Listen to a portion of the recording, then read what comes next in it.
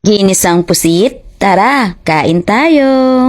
Hello mga haga, it's me, Tali. New day, new cooking. Tara, samahan niyo magluto ng ginisang pusit.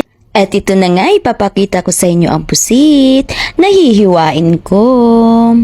Dahil ang mga rekados, hiniwa na ni Dodong ko. Tara, magluto na tayo. Ilagay ang kawali. Buksan ang kalan. Alam niyo na yung sign ng kamay ko kapag mainit na yung kawali. Ilalagay na nga natin yung mantika. At sinunod ko na nga dito yung sibuyas, bawang at luya, at kamatis. At halu-haluin. O, tingnan nyo, ganito karami yung rekados ko.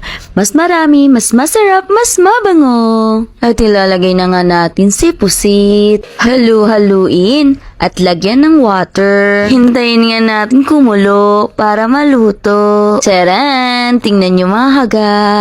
Hindi pa kumukulo yan, mukhang masarap na talaga. At dahil nga kumukulo na siya, maglalagay na tayo ng ginisa mix na dating magic sarap. At maglalagay nga rin ako ng dahon ng sibuyas, pampadagdag ng lasa. This is it, pansit! Tara, kain tayo mga kaga. Like, comment, and share. At mag-comment ka na rin dyan kung saan naabot yung video ko na to. Thank you for watching. Bye!